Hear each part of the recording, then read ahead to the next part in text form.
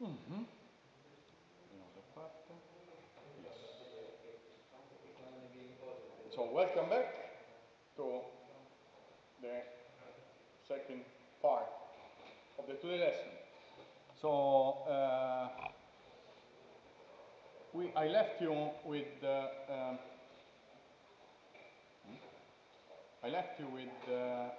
here with structured methods, which were something that you were kind of relaxed with. And now it's time to talk about constructor and destructors. Now, once again, I assume that, so you told me that you have been trafficking with object-oriented programming languages. There's no one that is completely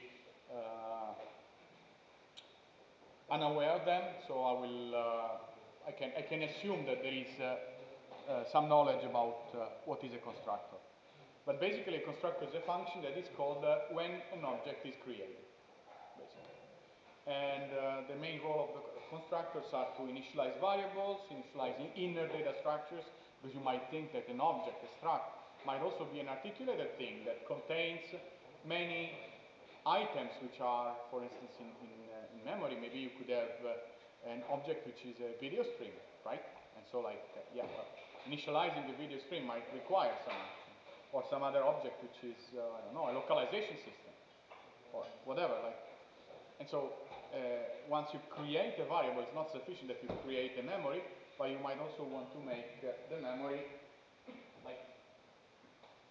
Yes. Because sorry guys, especially the one at home, but you can't imagine the amount of mosquitoes which is populating this lecture hall. And normally, a thing that works very well for the mosquitoes is that they are horrible flyers. So if you have a ventilator, just put yourself into the ventilator stream. Probably you're going to be rigid later on, but I mean actually it's even better than a mosquito, than some spray. But yeah. Constructors are functions that are initialization routines that are called when an object is created.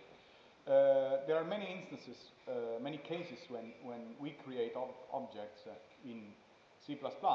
Think that during expressions, the evaluation of expressions, object might be created, instantiated, copied, and so on and so forth.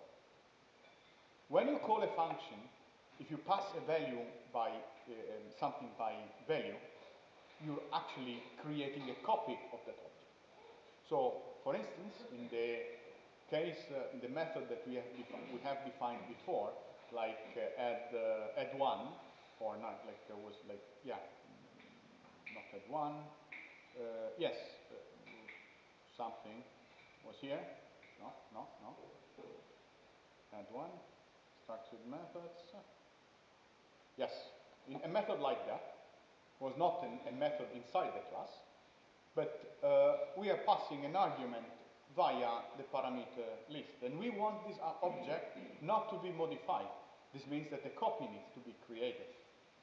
And if a copy needs to be created, then we intercept the copy mechanism. Then we could define a constructor that is invoked in this particular instance, so on creation of an object from a copy, and we can call it copy constructor. Okay? Imagine that my struct S has inside a list or some dynamic data structures. When you copy this thing into another one, if it's modified, then you need to copy also the list. Maybe run a deep copy of the list, copy every individual object. Okay? Go back to the constructors.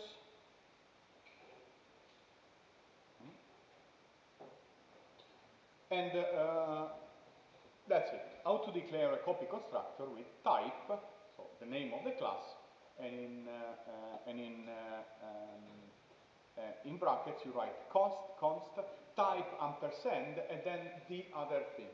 What is the other thing? Is the object which is going to being copied. Okay? This is a copy constructor. You have to give an argument to this constructor, which is the source from when we want to copy the data. Of course, the type should be the same type as self. There is this ampersand here that we will encounter in a second, but just think about it as if it was the other variable, right? There is the default constructor, which is just declared with type curly bracket, and then you can have any number of constructor arguments where the operator overloading applies. So you can have multiple things multiple constructors that distinguish each other only by the order or the type of the argument list. Okay, like in Java.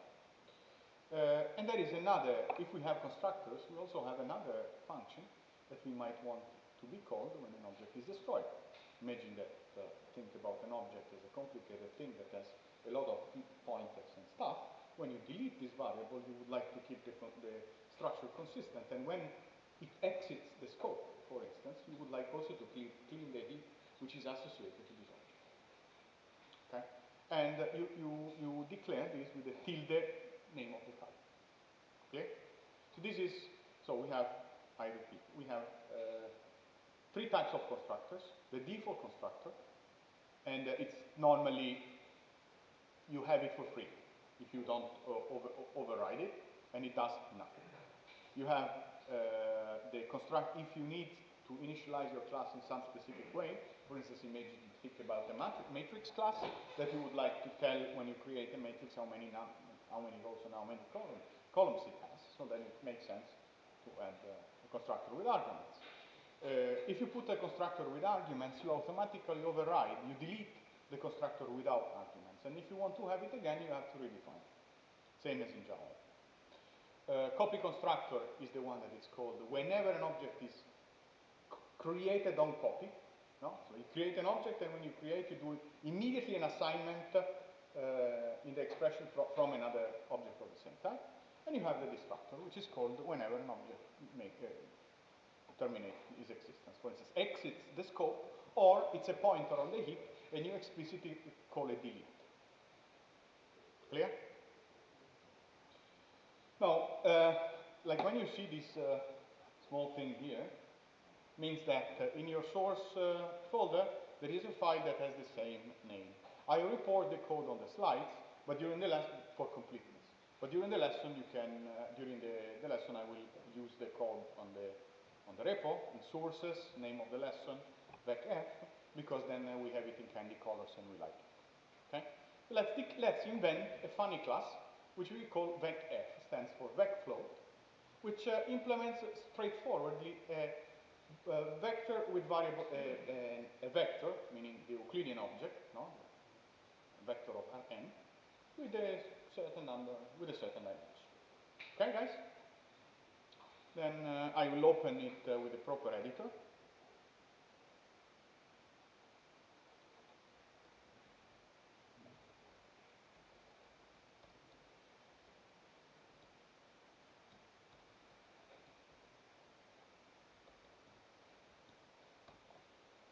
And with a proper font.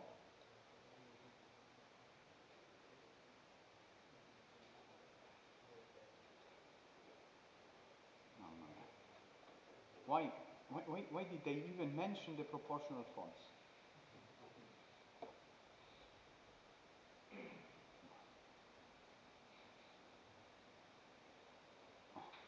Do you see also? All right. Okay. I don't know why I included IOStream. It's just a default. IOStream is a header for printing in C++. We will encounter it as well. But right now, we have a funky structure. We want to declare a vec struct, which we call vecf. This is the specification that has encapsulates a variable size vector, and also that has some semantics which is consistent with the other variables, which means that supports assignments and so on. Of course, we will also be adding additional methods later. Now, what are the fields that such a structure should have? Well, remember what I want to do. I want to do a variable size vector, right? Of floats for doing calculations, right?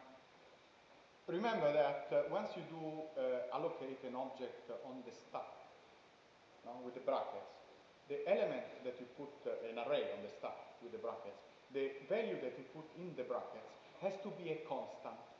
So we cannot use that game.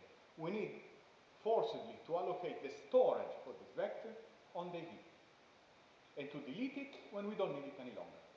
Is that clear? Of course, the vector itself, this struct over here, which weighs simply 4 plus 4 bytes, so 8 bytes, will live on the stack. But once it kicks out from the stack, it will live on the stack if we allocate it in a block.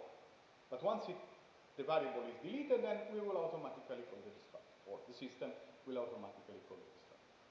Not really the system, but the compiler that detects that the object is blasted and makes a call to the destruct. Okay? Now, what are the fields that I need to implement such a thing? I need to know how big it is, minimum, and I insert a field that I call size. Let me comment it.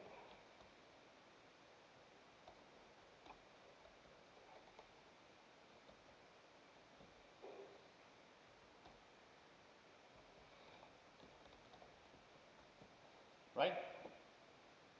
And I have the size.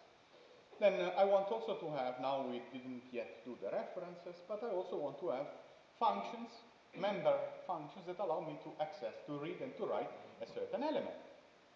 Right, guys? So I implement a get that takes an argument I, which is the position in the vector. Let me call it pos. Just. I mean, of course, to make it fitting in the things, in the slides, I made it ugly, but normally we do it well. All right. Now I got 5 mosquito bites since the beginning of the lesson. I like it.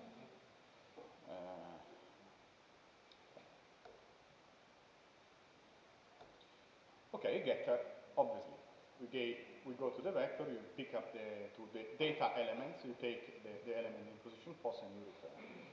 Here I didn't put any range check. If I wanted, I could also put a range check inside, but I would rather prefer a crash than putting an if in a program. Okay?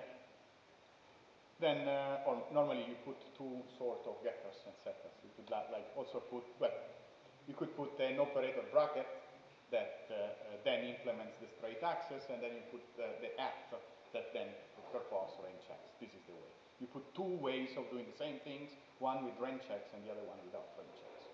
This is how you do it like professional. But now, we're not yet professional. Of course,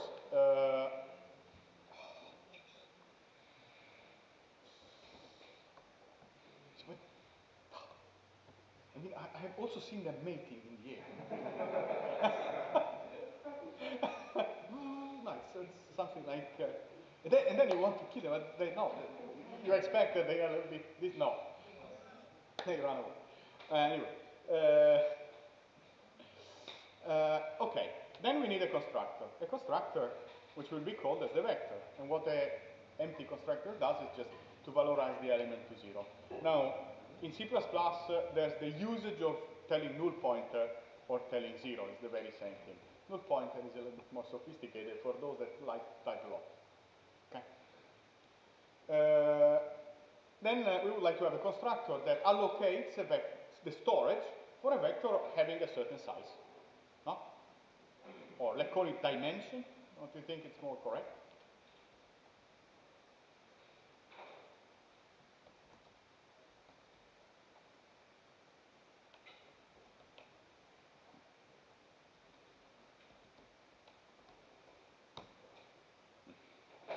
All right. I didn't like the word size. Because the payload is a vector, it has a dimension. All right, what do we do? Well, we assign to the dimension. The dimension, okay, now here, it's interestingly, like the constructor that allocates the storage. Interestingly, I have a data field which is called dim, and I have an argument which is called dim. And here I would like to assign one to the other, right? And how do I get, like, how do I know what I'm talking about? Well, naturally, the name dim obfuscates this parameter over here. But you can fetch it back with the this game. You're saying you go to it to the pointer, or you're more elegant. You do something like that. You change a little bit the name. You put an underscore, and it will work. you give it a different, right? Clear? And then, of course, the other thing that you do is that you assign to the values of the vector the result of an if allocation of an array of dim floats, right? And we have a constructor. Then we need to do the copy constructor, right? Copy constructor. The constructor which is called when you create an object from another. The signature is this, is mandatory. Const type ampersand other, right? What do we need to do? It's kind of trivial. We initialize, just for safety, the dimension to 0 and the v to 0, so that, you know, like in any case, our object is clean. Then, if the other one doesn't have a dimension, means that the dimension is 0, you just return. Otherwise, you assign the dimension, you allocate storage for yourself, and then with a for loop, you copy all elements of the other to yourself. Right? Is it clear? There you go. The last one is, or if size, well, if dim, is the destructor that has to be called whenever the object exits the scope. Okay, guys? Whenever the object is destroyed, what you want to do, you don't need to change the size to 0 because it's going to be blasted after that. But what you have to do is for sure to deallocate the objects, that the storage that you requested from the heap. Is that clear? And then we enjoy calling these sort of things. Now, let's see if it compiles. G minus O.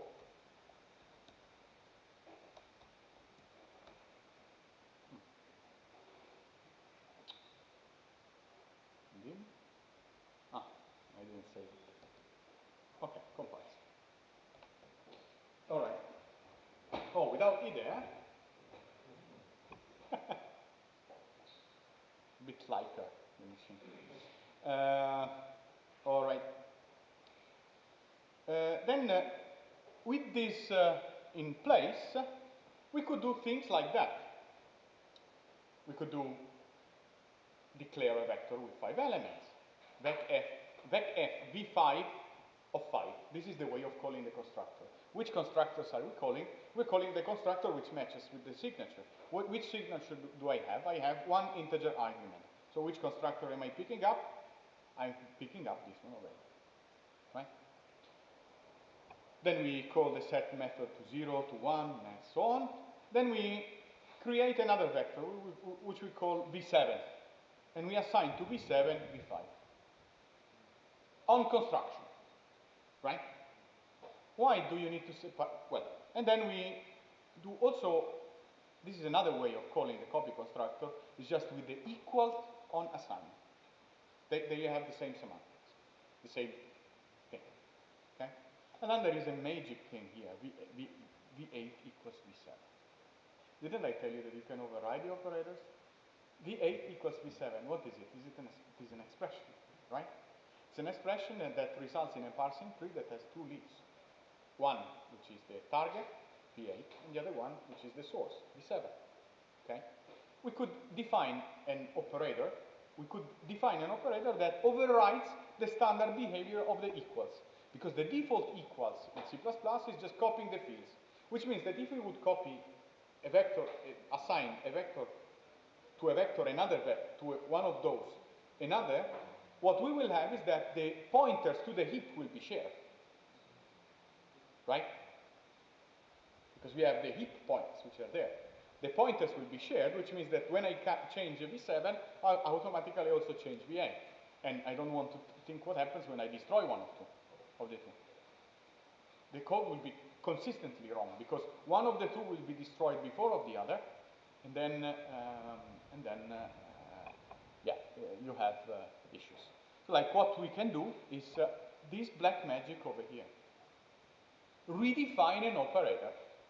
Say to the system, hey, whenever you have an expression, this equals this other, please call this function here that I'm telling you how it works. And this is the standard default way of redefining the operator. Like they are also shameless. mosquitoes.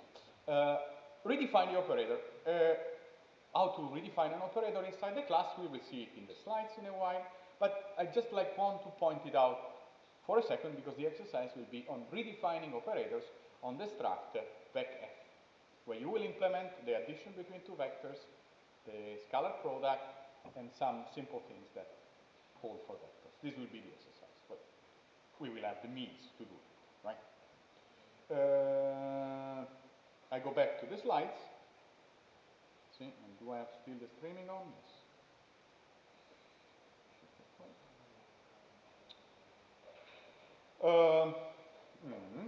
That's this ampersand there that it's disturbing, right?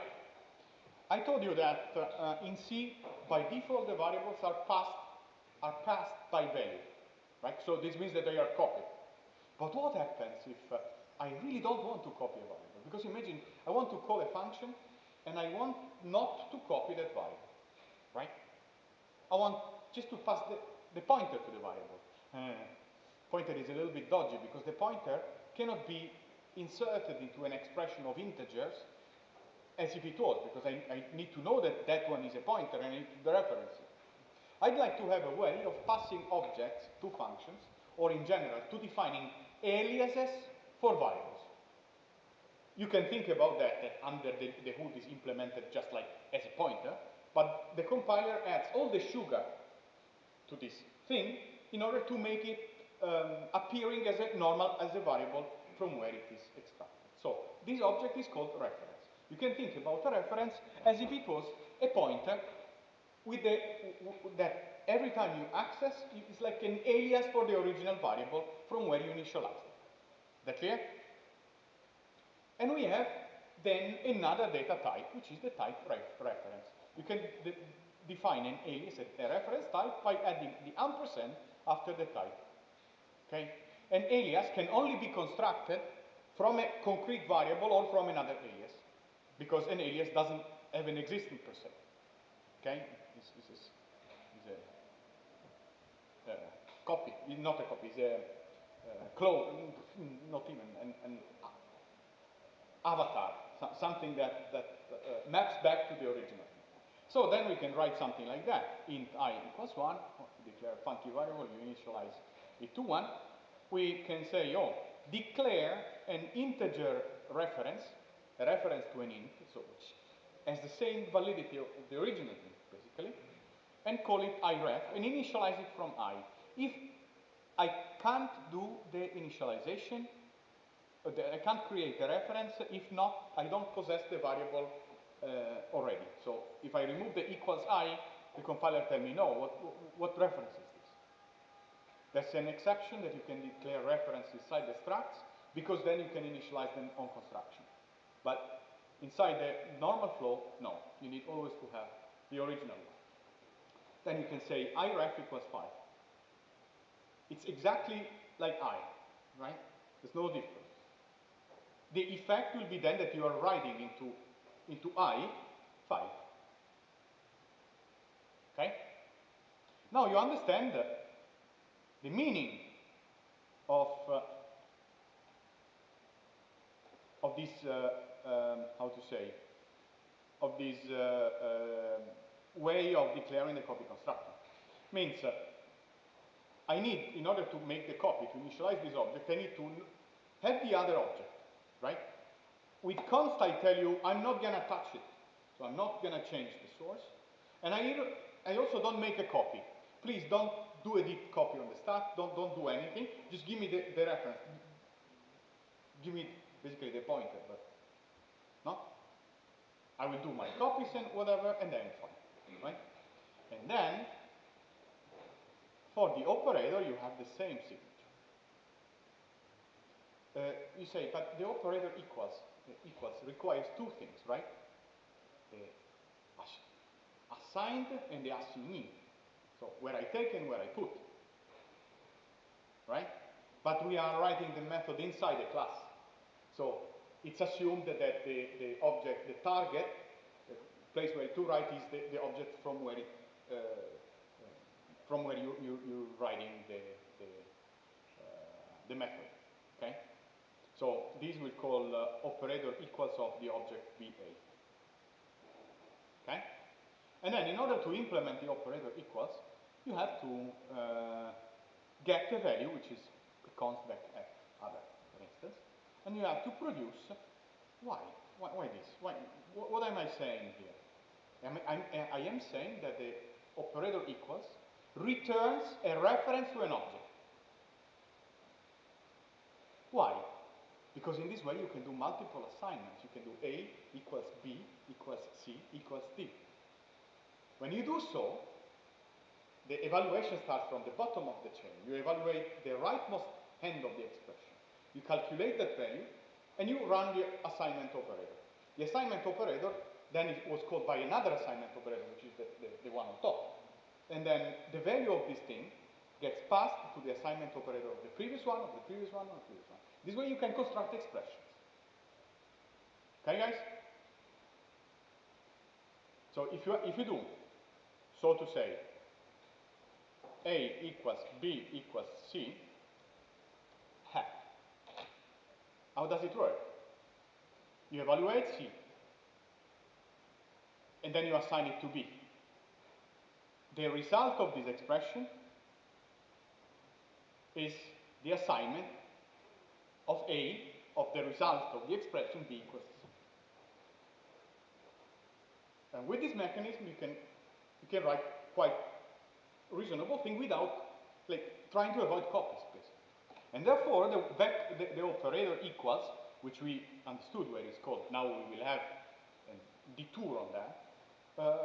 What an operator equal has to do with respect to the copy constructor? Well, with respect to the copy constructor, it will be responsible also to resizing the vector, which means if the vector before, if the object being assigned was having a vector of 10 elements, and I'm assigning to it a vector of 20 elements, I will first need to delete the memory from the heap for storing the 10 elements, and then I will have to ask the heap to give me memory for 20 elements, and then I can do the copy.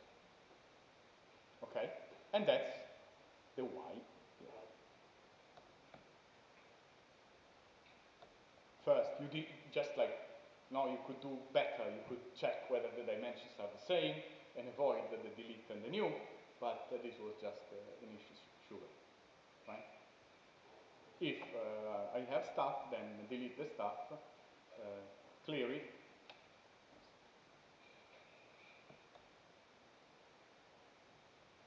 Was only for the slides. That's it. Right? And in this way, basically, we have a very funky and elegant way of declaring objects, assigning them, manipulating, in a syntactically pleasant way. Imagine that you could do this the same with matrices, you could do the same with many things, and write expressions like elegantly to interact with the things. Okay? All right.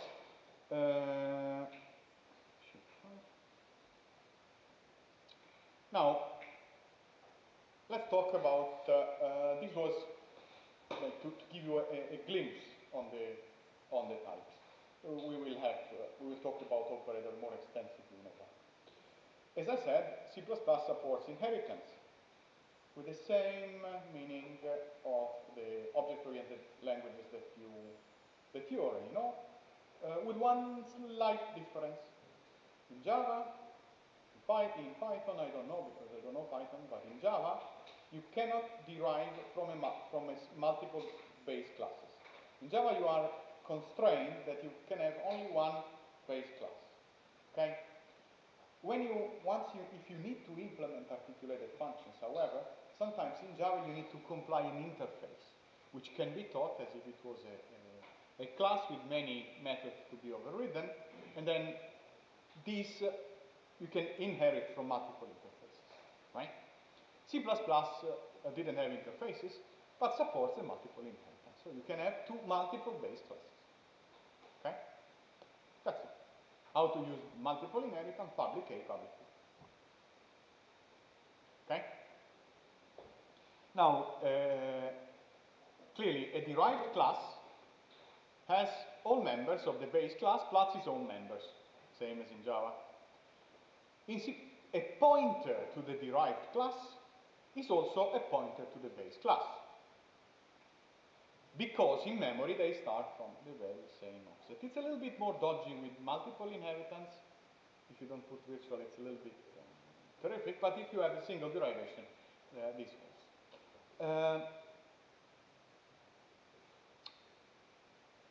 A pointer to the derived class is a pointer to the base class is not a pointer to the derived class, because the derived class has more stuff. And so if I give you a base class and you tell me, oh, take the attributes, so pretend that it's a more complicated object, right? And then access these members, that shouldn't be working. Okay? Clear? Are you on me? Are you with me? Consistent? Then another thing that you were doing in Python, you were doing in Java, and so on, once you derive a class, the constructor chain should be preserved. So, which means that if at a certain point one of the base classes of your hierarchy had deleted the default constructor just because it has overridden, it defines only a constructor with arguments, which means that therefore you don't have any more the possibility of creating an object without arguments. You can't do it every time you need to give the value. Then you also need to do what you were doing in Java with super, so to say, to call the constructors of the base class by getting the arguments from the constructor of the derived class and calling explicitly the constructor of the derived class. Is that clear? Very good. And now we see an example how to do inheritance in C. I mean, in C++. First of all, in C++, the structs and the classes are basically the very same thing. The only difference is that the structs default to public in terms of accessibility, the classes default to private. That's it. But they are interchangeable. It's a good custom to use struct for small objects, which don't do much work, and to use class for bit bigger objects. Okay? Normally you tend to do struct the pod, plain old data types, so objects that do not have special methods, that do not do fancy heap allocation and so on, stuff that is just a block in memory. Okay? Imagine, well, you have a class, we call it A1, a class A2. In order to derive from both, you can define a class B, public A1, public A2, and then you write your soup underneath. Clear? And then we can see our first example, which is in the file 04 inheritance, which I will now open with the editor, the proper editor in candy colors.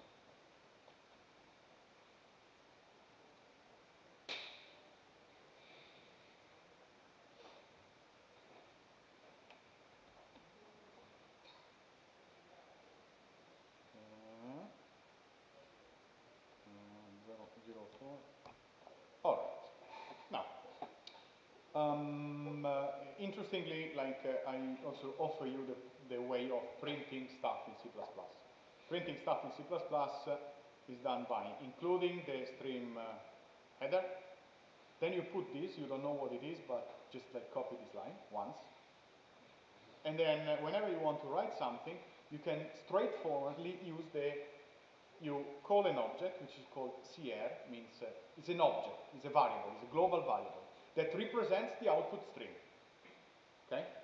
To print something, you have to take a variable, an object, and send it to the stream. Right? To print something, like to print A, you could simply write, right? To print B,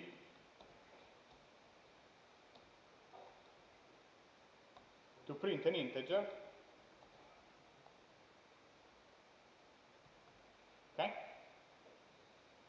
Just string. Of course, you can also do this.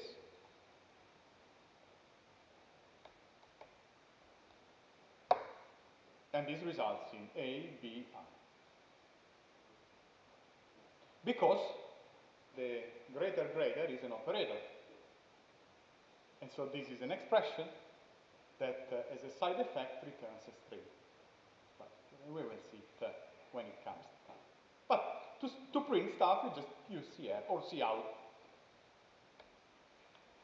The difference between the two is that Cout prints immediately on the terminal, CR prints immediately on the terminal, Cout buffers a bit. Okay? So Cout is more efficient, CR is more immediate. One is the standard error, Cout is the standard output, CR is the standard error. Okay? Anyway, we have our class A. It has one data field, which we will call myValue. It has one funky constructor with arguments, which means that I cannot declare an object of type A if I don't feed a value in brackets after the object. Clear? Because I deleted the default constructor. I could recover it by adding it manually. And what this thing does is that it prints A. It prints the pointer to self, which not surprisingly will be a thing on the stack, so 0, 7 something. And it will say Ktor. That's the base of constructor. It's not a Nordic religion. This is the destructor that does nothing, just like print the Tor, right? And self, so I know which object is called, and then we have a funky method print, right? That says print. This, myValue is a very verbose, right? Is that clear? We have a class A. And then we have single class derivation for now. So why did you use struct instead of class? Because I felt like I wanted, but I could also write class here, and I can put public.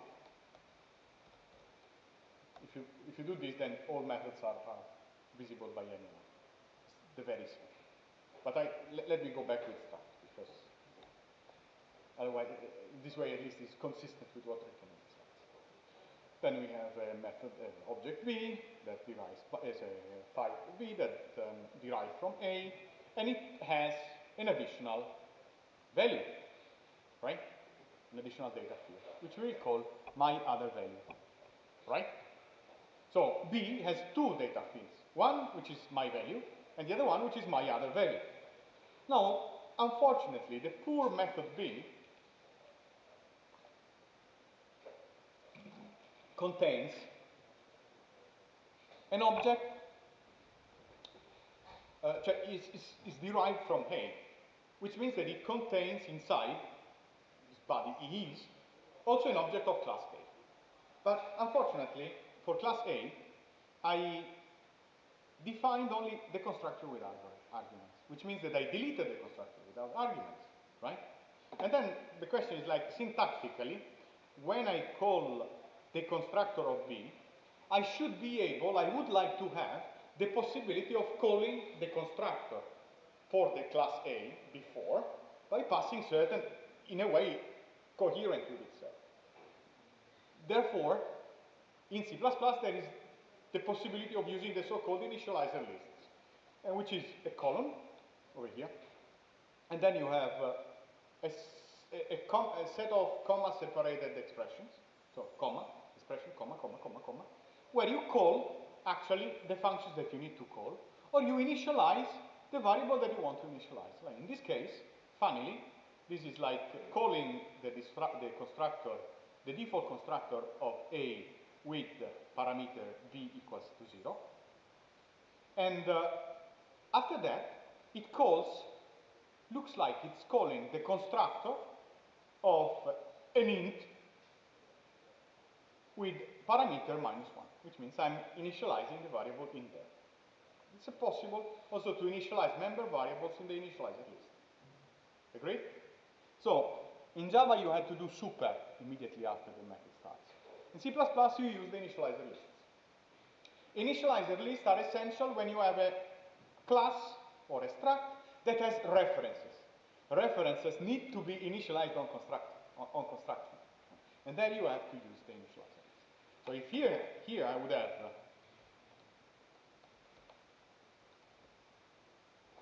have, to put a constructor here,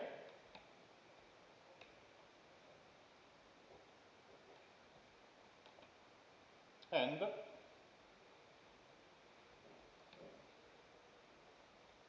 add an element to initialize a list. What I've been doing, but this is just a forward point to explain you why the initializer lists are required. Because that's the only point in a constructor where you can actually assign references. Understood? Let's revert the changes. No. All right. And B, once constructor B, I would expect that first I would see the constructor of A, and then I would see the constructor of B being printed. When I destroy it, I would expect, what would you expect when you destroy an object, a derived object? If you have a constructor chain, you have also a destructor chain. So if you destroy an object, you start calling the destructors from the most derived, most recent, backwards. Okay? And also, if I have an instance of an object, I'm B, for instance, right? And I would just like spasmodically like to call a method that has been defined, the instance of a method that has been defined in a base class. So I would like to call the method print of A. How could you, go back and select a specific method in the derivation chain? You could do it with a so-called scoping operator, which is this one. So here I am in the method print of the class B. And if I want to call the method print of A, if I would just like do this, I will enter in an infinite recursion. I want to call the method print of A in this thing. How do I do? A, column, column. Scoping operator. Type, column, column, just bounce you, resolves the name. Clear? This allows me to call the methods of whatever. Just. And then the main does what we expect it to do. Of course, now I have to run it, right?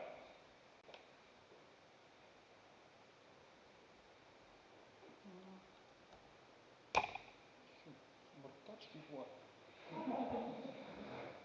But in the glasses. So they want to, that's probably only the white of the eye is the part that's not pink. You're just like aiming for that.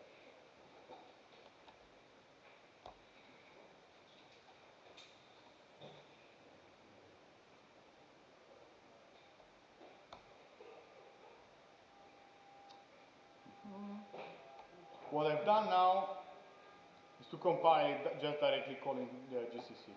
So why did you tell us the CMake? The CMake will kick in a while, but I just, if I want file, I just go straight.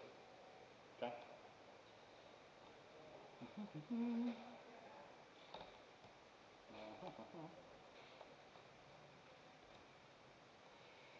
Okay, let's see side by side. Windows, left. Magic of the keyboard. We start create A. We are here. Create A. It's printing here, right?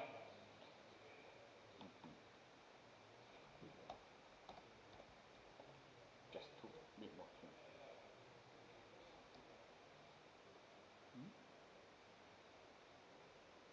Because it was back F?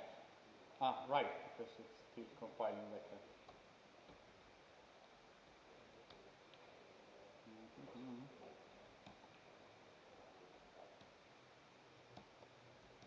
I'm just calling the compiler from the editor. I'm doing nothing spectacular, right?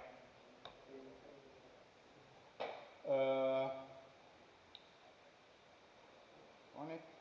Create A. First there is the end, then now it's gone. Then constructor of A. Which constructor? The constructor, the only one that A has, this one. And so I find here A, this pointer, I told you 07FF because the object is on the stack. The first bottom half of the addresses is stuck. Tor. Then we have what's the main? We are here. We have the method print of A, and we correctly find A colon colon print. The method print was printing A colon colon, and then stuff. Just to see the method print, this was the method print. Prints the address and prints my value. Fine. Then I'm on the bottom. Create B. I create B. Remember that creating B requires first inside to create A. So I find that the first constructor called is the constructor of the base class, and then the constructor of the derived class. Okay? Where this constructor here is explicitly called. And then, and I am in the method bprint. Remember that the method bprint first called the method A print on self. So prints the A fields, which is here, and then it calls the method bprint to print the additional values. Clearly, these two pointers are the same because the object is still B. And then I'm not happy. I just like assign. This is cool. I create an object of type A on the stack. It's a struct. And I assign to this object the value of an instance of B. B is bigger than A. It has all the data fields of A. So I can effectively carry on the assignment. By default, at least. And the result will be that A1, this new object, will have the only data field, which is my value, having the same value of B. In fact, it's 0. And then at the very end, what is this? This is the chain of destruction. Like basically, we are exiting the scope, and the destructors are called. The objects are clear. Interestingly, they are clear in the reverse order at which they were created, because it's the stack. Now, every time you put something on top, and when you remove from the top, and then you go back. Okay? Very good. We are on inheritance. Fammi vedere, c'è sta una domanda? No, c'è stanno, che gusto. Wow. Here. All right. Now, another thing, late binding. I don't have much more. Maybe. Not much more, like, come on. Can still hold a bit. Late binding. Now, in Java, in Python, and in this sort of thing, here use that you have classes. You have a class, you derive a class, and then there's a method that you don't like, you override it, you rewrite it, basically, and then whenever you have an object, a reference in Java, to an object of the thing, if another person, another module is going to call that method, it's going to call the method of the most overridden class that you have in the chain. This is the late binding. In Python, I think, does it work similar? I mean, it should work similar. Can you override methods in Python? Yeah, so. And by default, you override, right? Yes. You override by default. In C++, you don't override by default. Because for those that did operating system with me, overriding has a cost. Because it means jumping in a pointer table and figure out what do you have to do now, which actual method you need to call on the one hand. And on the other hand, it's horrible in case you need to do a static compile optimization. Because you need to know, and we will see, that the compiler does brutal things when it knows, for instance, how big is the data in memory and so on and so forth. For instance, it calls the vector, the SEC instructions to run multiple additions in parallel, not in parallel, in the same clock. It does terrible things, but in order to do these things, to take these vectorized paths, they are called, you need to know how big is the data, how big is this vector, and then it can roll loops and do all the black magic. Okay? So in C++, the default is not overriding, which means that if you have a derived class and you write a method that has the same name of the method of the base class, was the case of print in our case, the bprint, you don't call, you have to do something in order to ensure that the bprint, the method of the overloaded, the overridden method is being called. Clear? That's one way, pretty simple. You can just like put the virtual keyword in front of a method in the base class, and you're telling the system, hey, look, this method here will be overridden here and in all the subsequent classes. If you don't do so, the method is just static. It's like attached to the particular instance, and like it's like the rationale is don't do virtual methods if you don't need them.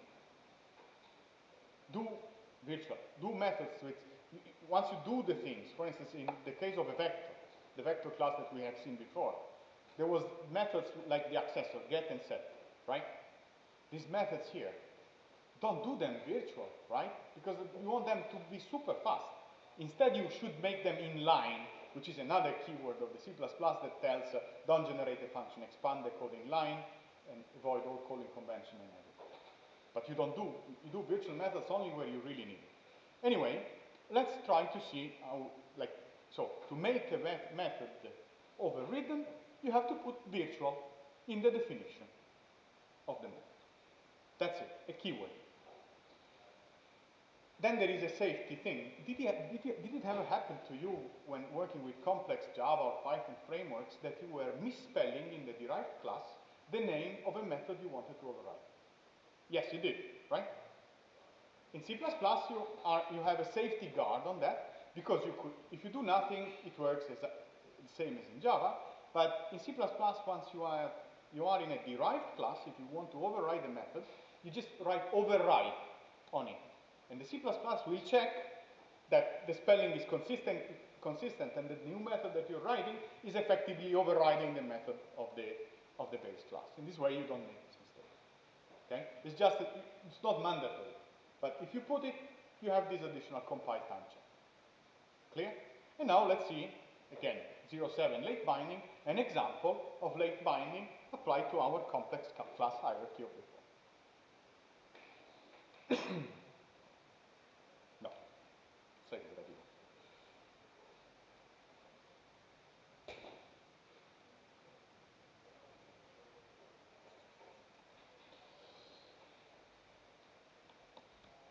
Of course, I will refresh the repo with the modification of the programs that I'm doing now. And if I don't do, please send me an email. Not all together, but or send an email to Luca. Okay? Send many emails. Okay. Now, this was the version of before, just like I stripped it of comments. We have class A with a method print. We have class B with a method print. No? Nothing spectacular. Okay? In this case, the class B is just a class B. Doesn't even add data fields. Just maybe implements a different behavior. Right? It's exactly the same as the class A. Do you read this code? So we have class A with a constructor that valorizes the value through the field value through the initializer list. Giorgio, here you start seeing the new voices, new things, public and protected. What are they? These are the sections. In Java you had to write, or in Python, I don't know, you have to write public, protected, private on every method. In C++, you write it once. If you write here public, this means that everything which is here until the next statement will be public. If you write here protected, means that until I don't find something else, for instance, private,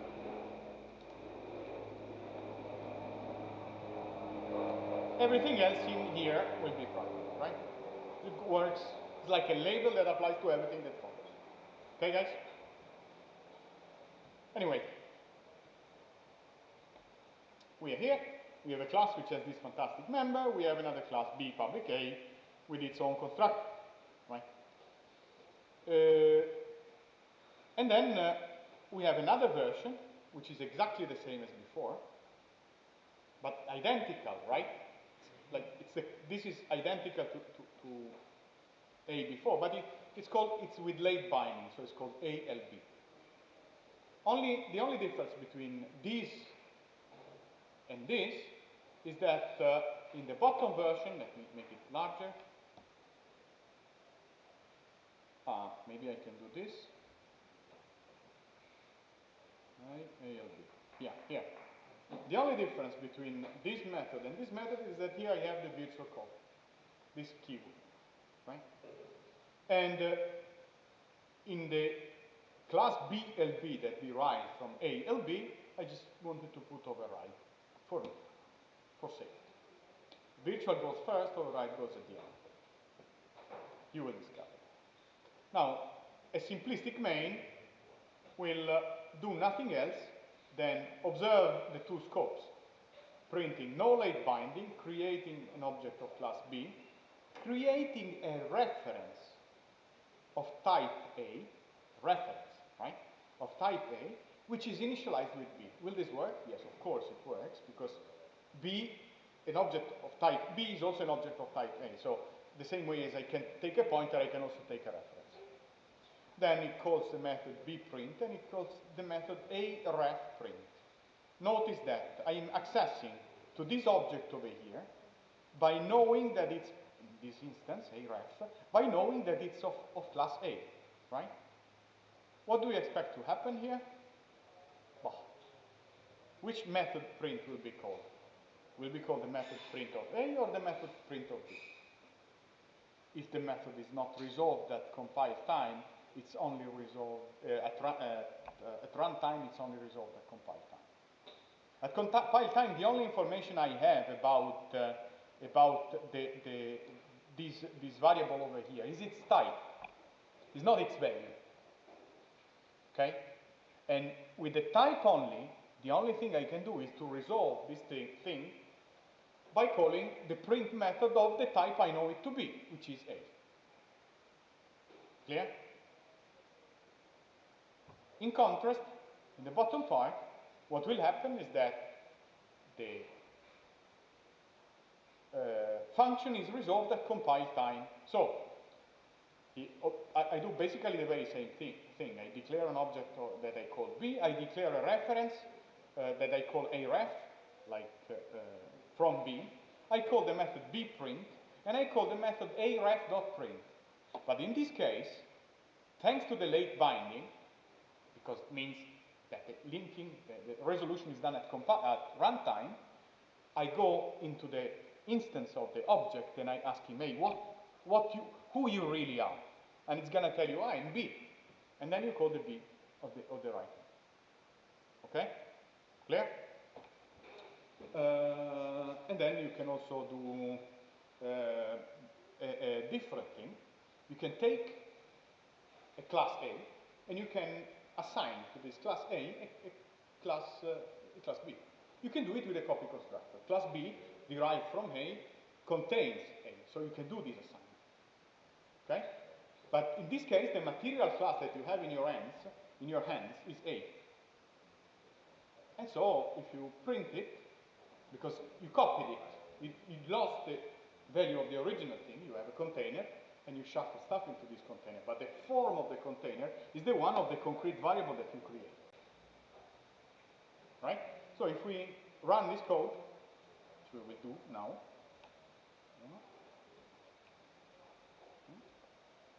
Windows dismissed.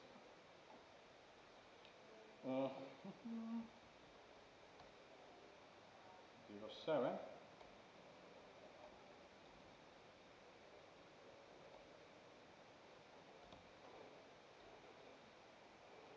Yeah? Yes.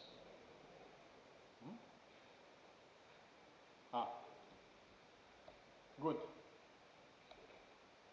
Compiler told me you're writing on a file that has the same name as the input file. That would have been destroyed my source.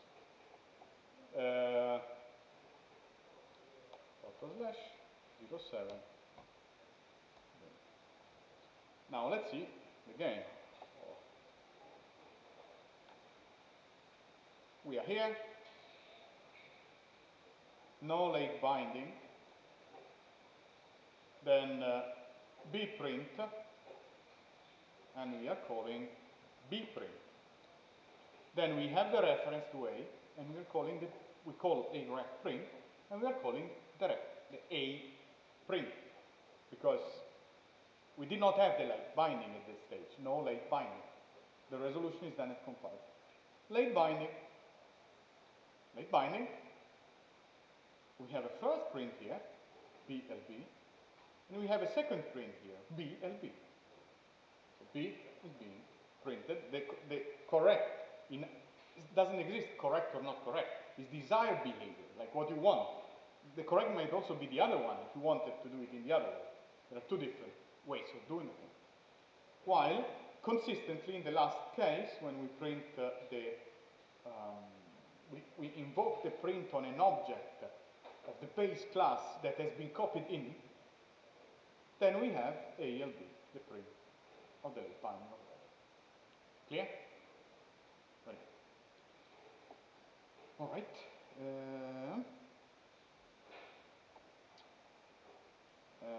Yeah, that was this slide captures what I was telling you in on the trend. Then, so far, we have been doing a little bit like, putting everything in one file. Now we're putting the definitions and the declaration in one file. This is something which is not what you do in a large project, because if you put everything in the header file, every time you compile, you have to pull in the universe inside.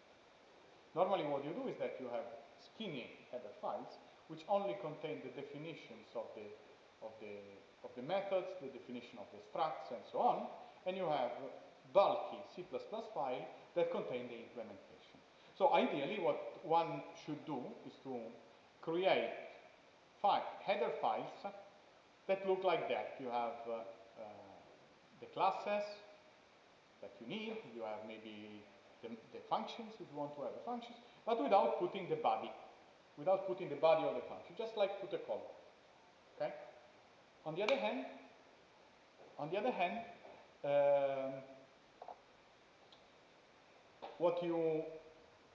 you have a problem on the other side, because you need to write the definition, the part that if you take away from the H, there is some place where you have to put it, right? Where do you put it? You put it in the CPP.